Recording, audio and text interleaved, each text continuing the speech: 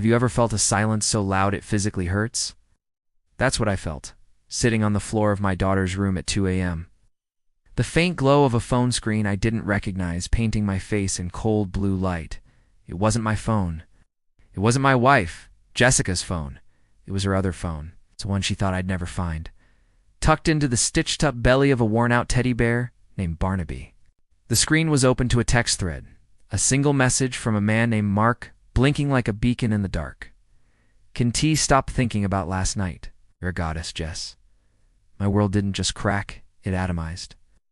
Every memory, every shared laugh, every promise we ever made became a lie replaying in my mind. And in that crushing silence, holding my daughter's toy, I realized the woman I married didn't exist, and the man I was had to die to make way for what was coming next. If you genuinely enjoy our stories, please subscribe to the channel. Tell us where you're from. Okay, you're like.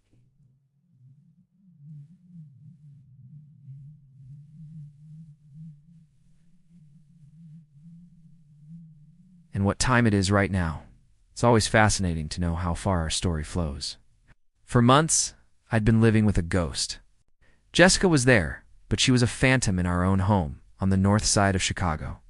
The warmth that once filled our brownstone off Lincoln Park had evaporated, replaced by a chilling courtesy. Dinners were silent affairs, her eyes glued to her phone, her real asterisk phone a small. Dismissive smile playing on her lips as she'd text. Just work stuff, she'd murmur, the excuse becoming a bland, repetitive soundtrack to my growing dread. She started working late, client dinners at fancy restaurants on Rush Street that I was never invited to. She'd come home smelling of expensive wine and a perfume that wasn't hers. Her eyes holding a distant, satisfied gleam that no longer had anything to do with me. She became cruel in subtle ways.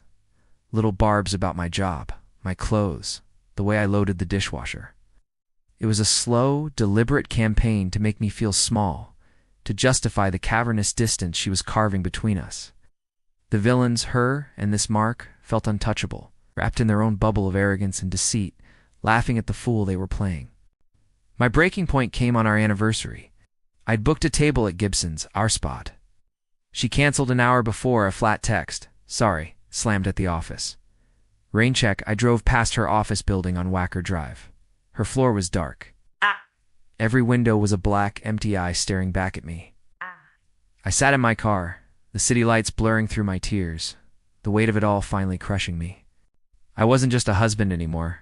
I was an obstacle, a piece of furniture in the life she was building without me. That night, the grief turned to ice in my veins. The broken man drove home, but a strategist walked through the door. The hunt began. I hired a private investigator, a grizzled ex-cop, who operated out of a dusty office in the Loop. While he tracked her movements, I started my own digital archaeology. I installed recovery software on our home computer, and what I found was a graveyard of deleted emails and hotel confirmations. The Peninsula, the Langham, all paid for with a credit card I didn't know she had. The PI's photos were the final nails in the coffin. Jessica and Mark, a smug-looking finance bro, laughing as they walked into a hotel, his hand possessively on the small of her back. The plan formed in the cold, quiet hours of the night. It was meticulous, a legal and social labyrinth I designed just for her. First, the finances. I met with a forensic accountant. Together, we traced the secret credit card back to a hidden bank account she'd opened. She'd been siphoning money from our joint savings for months, funding her affair. We documented every dollar. Next, the law. I retained the most ruthless divorce attorney in Chicago. We prepared the filing, citing adultery with irrefutable proof, the photos, the hotel receipts, the phone records from the burner phone I'd found. We timed it perfectly. The final piece was social annihilation.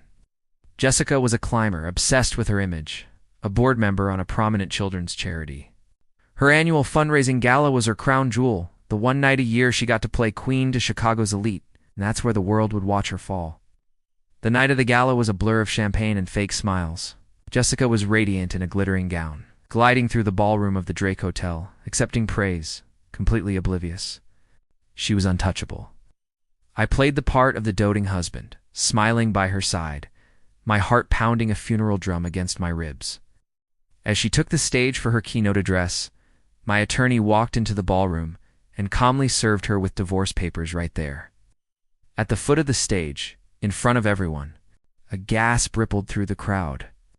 Her face went pale, a mask of disbelief. But I wasn't done. As she stood there, frozen, a single email was sent from a burner account to every person on the gala's guest list. Every board member, every major donor, the subject line, the truth. It contained the PI's photos, the hotel receipts, and a brief, factual summary of her affair and financial deception. The room fell silent. Hundreds of phones lit up. The whispers grew into a roar of judgment. Hush. She looked at me from the stage, her eyes wide with horror and hatred, and in that moment she finally saw the man she had created. She was ruined. I walked out of the ballroom and didn't look back. The fallout was catastrophic for her. She was removed from the charity board, fired from her job, and ostracized from the social circles she so desperately coveted. The divorce was swift and brutal. The judge awarded me the house, full custody of our daughter, and a significant portion of our assets, citing her gross misconduct.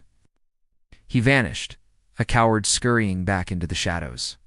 Sometimes, late at night, I sit in the quiet of the house, the same house that once felt so empty.